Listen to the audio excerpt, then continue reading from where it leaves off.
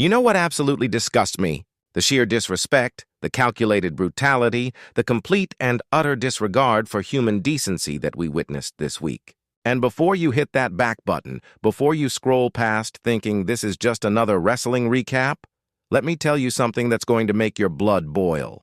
Drew McIntyre didn't just attack Cody Rhodes. He didn't just lay him out. He systematically, methodically, and with pure malicious intent tried to end that man's career right before one of the biggest shows of the year. And you want to know the worst part? The absolute worst part? Management did nothing. Security stood there like statues, and the entire locker room just let it happen. But we're getting ahead of ourselves. Because what went down this week is going to change everything you thought you knew about loyalty, revenge, and what these superstars are really capable of when the cameras are supposed to be off. Let me paint you a picture of what Saturday night's main event is supposed to be. It's supposed to be this grand spectacle, this throwback to the golden era of professional wrestling where legends are made and history is written. Cody Rhodes was scheduled to defend his honor, his legacy, his very position at the top of the mountain. The American Nightmare has been on an incredible journey, finishing his story, carrying the weight of the entire WWE universe on his shoulders. He's been the fighting champion, the man who shows up night after night, the guy who bleeds for this business. And Drew McIntyre? Drew McIntyre has been seething, waiting, calculating his moment to strike like a viper in the grass, watching every move Cody makes with those cold, calculating eyes that have seen too much and forgiven nothing. Now here's where things get absolutely insane. And I need you to pay attention, because the mainstream media isn't covering this the way it needs to be covered. Drew McIntyre has been vocal, sure. He's been angry, absolutely. But what he did this week crossed every single line imaginable. Picture this scene. Cody Rhodes is backstage, probably going over his match strategy, probably thinking about Saturday night's main event, probably focused on giving the fans the performance of a lifetime. He's in that zone that champions get into, that mental space where nothing else matters except the business at hand.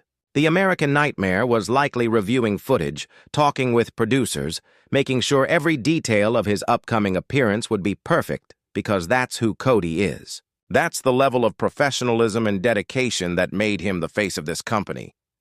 And then it happens. Out of nowhere, with the force of a freight train, Drew McIntyre ambushes him. But this wasn't your typical wrestling beatdown. This wasn't some shoving match that gets broken up in 30 seconds. Drew McIntyre brought a level of violence that made grown men turn away. The Claymore kick that connected with Cody's skull echoed through those hallways like a gunshot. The sickening thud of boot-meeting bone reverberated through the entire backstage area, and everyone within earshot knew immediately that something terrible had just happened. But he didn't stop there. Oh no, one Claymore wasn't enough for Drew's twisted sense of justice. He hit another one, and another one, each one more vicious than the last. Each one designed to not just hurt Cody Rhodes, but to hospitalize him, to make sure he couldn't make it to Saturday night's main event. The Scottish Warrior had completely lost control, or maybe this was always the plan. Maybe this level of brutality was exactly what he intended all along. The medical staff rushed in, and you know what they found? Cody Rhodes was unconscious. Not selling, not playing it up for the cameras. Actually knocked out cold. His body was limp. His eyes were glazed over. And there was genuine concern that this man might not be wrestling again anytime soon, let alone making it to Saturday night's main event. The doctors immediately called for a stretcher, checking his pupils, assessing for concussion symptoms, treating this like the genuine medical emergency that it was. And Drew McIntyre? He stood there with this sick satisfaction on his face, like he had just accomplished something noble, something justified. He looked at the carnage he created and smiled. Actually smiled. This wasn't the reaction of a man who had gone too far in the heat of the moment. This was the expression of someone who had accomplished exactly what he set out to do, who had calculated every single move, every single strike, every single moment of this assault to achieve maximum damage. The footage that leaked from backstage, and trust me, WWE tried to keep this under wraps, but the internet never forgets, showed Drew standing over Cody's motionless body like some kind of conquering warrior. He was breathing heavily, his chest heaving from the exertion of the assault, but his eyes were clear. There was no regret there, no moment of realization that maybe he'd gone too far. Instead, there was pure, unadulterated satisfaction. He looked directly at one of the cameras that was still recording and said something that the audio didn't quite catch, but people who were there swear he said that this was just the beginning. Just the beginning! As if flatlining the WWE champion wasn't enough. As if potentially ending a man's career wasn't sufficient to satisfy whatever twisted vendetta Drew has been nursing. But hold on, because if you think that's the only controversy that has the wrestling world absolutely erupting right now, you haven't been paying attention to what The Miz just pulled. And this one might actually be even more infuriating because of the sheer cowardice involved. Carmelo Hayes has been on fire lately, right? The man has been putting on clinic after clinic, proving that he belongs in the main event picture, showing the world that he's not just another talented wrestler, he's a future world champion in the making. His confidence, his swagger, his ability to back up every single word that comes out of his mouth has made him one of the most exciting talents on the entire roster. Every time Carmelo steps into that ring, you know you're about to witness something special. His matches have been consistently stealing the show. His promos have been cutting through the noise, and his presence has been undeniable. The Miz, on the other hand, has been floundering. Let's be honest about this. The so-called A-lister has been looking more like a D-lister lately, losing matches, losing relevance, desperately clinging to whatever spotlight he can find. His movies aren't doing well, his wrestling career is in a nosedive, and his ego is writing checks that his talent can no longer cash. You can see the desperation in his eyes during interviews. Hear the insecurity creeping into his voice when he tries to cut promos. The Miz knows his time is running out, knows that younger, hungrier, more talented performers are coming for his spot. And instead of evolving, instead of adapting, instead of earning his place like a true professional, he's resorted to the tactics of a cornered rat. So what does a desperate, washed-up superstar do when he realizes he can't beat someone legitimately? He attacks them from behind like the absolute coward that he is.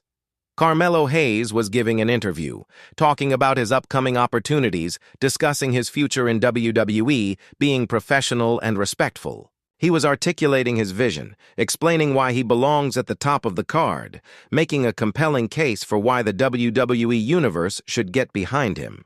The interviewer was eating it up because Carmelo has that rare combination of charisma and credibility that makes everything he says sound believable. And The Miz, this supposed veteran who preaches about respect and professionalism, who has spent years claiming to be the measuring stick of WWE, who has positioned himself as some kind of locker room leader, blindsides him with a skull-crushing finale on the concrete floor.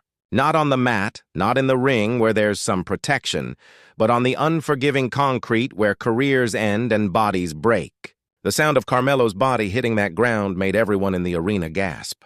This wasn't a wrestling move. This was assault. This was a has-been trying to stay relevant by injuring someone with 10 times more talent and 100 times more integrity. The replay of that moment, which has been viewed millions of times across social media, shows the pure shock on Carmelo's face in the split second before impact. He never saw it coming. He was focused on the interview, on presenting himself professionally, on doing the media work that WWE requires of its superstars. And The Miz exploited that professionalism, used Carmelo's dedication against him in the most cowardly way possible. The aftermath was even worse. Carmelo lay there motionless for several terrifying seconds before finally moving, clutching the back of his head, his face contorted in genuine pain. The medical staff rushed to his aid just like they had with Cody, and you could see the concern etched on their faces as they performed their initial assessment. Now let's connect these dots because this is where things get really disturbing. We have Drew McIntyre flatly destroying Cody Rhodes before a major event, and The Miz crippling Carmelo Hayes for absolutely no reason other than jealousy and desperation. What does this tell us about the current state of WWE? What does this say about the culture that's being allowed to flourish backstage? We're seeing a pattern of veterans attacking rising stars, of established names using violence to maintain their spots instead of earning them in the ring like real competitors should. This isn't competition anymore. This is survival of the most ruthless, the most willing to cross lines, the most comfortable with throwing away any semblance of honor or integrity. The precedent this sets is absolutely terrifying.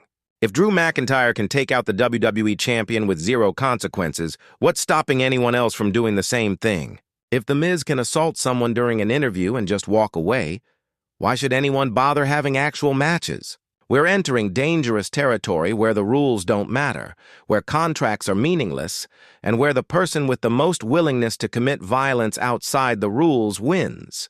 Think about what this means for every young wrestler coming up through the developmental system.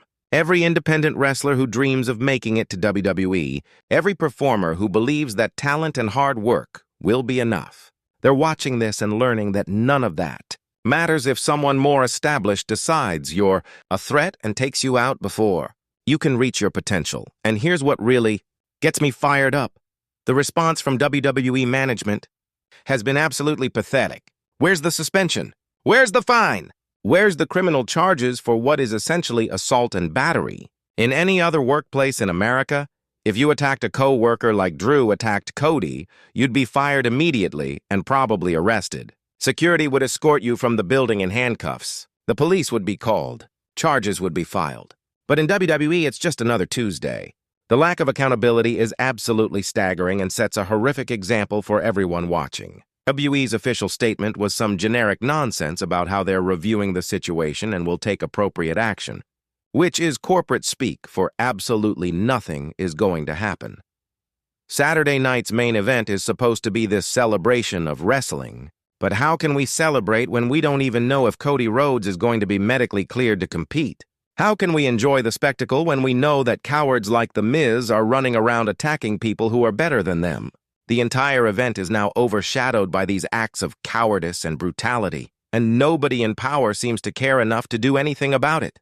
The promotional material for the show still features Cody prominently, but insiders are saying that WWE has contingency plans in place because they genuinely don't know if their champion will be able to perform. That's the level of chaos that Drew McIntyre has created with his actions. Think about the message this sends to young wrestlers trying to break into the industry. Work hard, be talented, show respect, and some jealous veteran will just attack you from behind to keep you down. That's the lesson here. That's what WWE is teaching the next generation. And we wonder why the business has so many problems with egos and backstage politics. We wonder why talented performers sometimes choose to go elsewhere, to companies where their safety might be taken more seriously, where management might actually enforce some kind of code of conduct. This is why. This right here is the perfect example of why WWE has developed such a toxic reputation in certain circles. The worst part is that both Drew and Miz will probably face zero real consequences. They might get a slap on the wrist, maybe a fine that means nothing to millionaires, perhaps a strongly worded statement from some executive who doesn't actually care. But will they be stripped of opportunities? Will they be suspended for months like they should be? Absolutely not. Because in WWE's twisted logic, controversy creates cash, and they'd rather make money off of morally bankrupt storylines than actually protect their performers and maintain any semblance of order. The corporate machine will find a way to spin this into compelling television, to turn genuine injuries and legitimate grievances into entertainment, to profit off the suffering of their own employees. Let me tell you something else that's been bothering me about this entire situation. The silence from other superstars has been deafening. Where's the locker room solidarity? Where are Cody's friends coming to his defense? Where are the veterans who claim to respect the business stepping up to condemn Drew's actions? The answer is nowhere. They're all staying quiet, either out of fear or out of some misguided belief that this is just how things work, and that silence is complicity. Every superstar who witnessed what happened and said nothing, who saw the aftermath and chose not to speak up, is part of the problem. They're enabling this culture of violence and chaos by refusing to take a stand.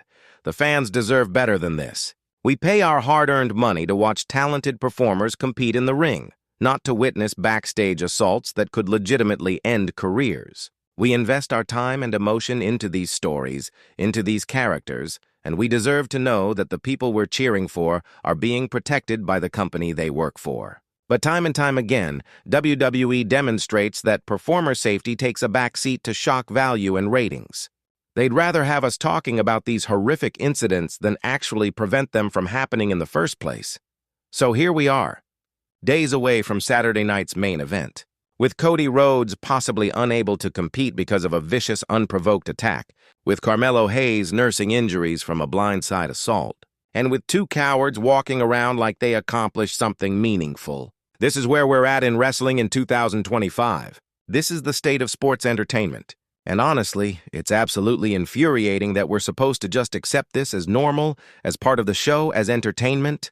We're supposed to tune in on Saturday night and cheer and have a good time, while two performers are dealing with potentially career-threatening injuries because management couldn't be bothered to maintain basic order and safety protocols.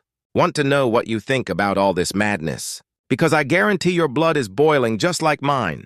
Are you sick of seeing talented wrestlers like Cody Rhodes and Carmelo Hayes getting attacked by desperate cowards? Do you think Drew McIntyre and The Miz should face actual consequences, or are you one of those people who thinks anything goes in wrestling?